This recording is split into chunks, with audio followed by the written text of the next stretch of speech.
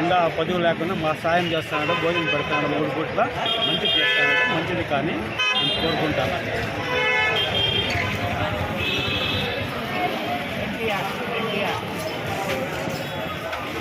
Symbol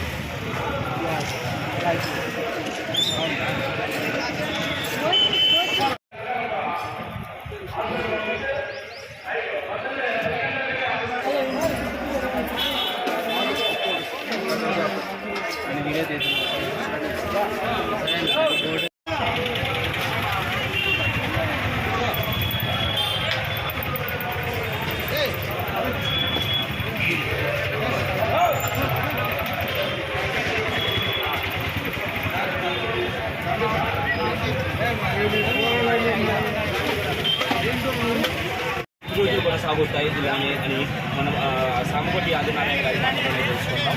sir నమస్తే sir. దాదాపుగా 5వ రోజు కొనసాగుతుంది. ఇలా అన్నా క్యాంటీన్ ఎప్పటి కొనసాగిస్తారు.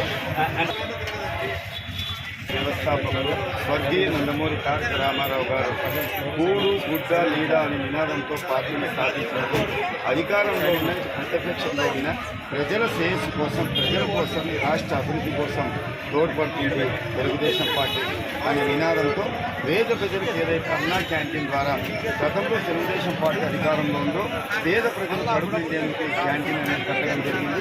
అయితే ఈ వైసీపీ ప్రభుత్వం వచ్చిన తర్వాత ఈ క్యాంటీన్ కూడా ఎక్కడ కూడా క్యాంటీన్లో అన్నం పెట్టకూడదనేసి నిలిపేయడం జరిగింది. ఒకటే మేము కోరుకుంటున్నాం, పేదవాడి కడుపు నింపేదే తెలుగుదేశం పార్టీ, పేదవాడి కడుపు కొట్టే పార్టీ ఏదైనా ఉందంటే వైఎస్ఆర్సీపీ పార్టీ.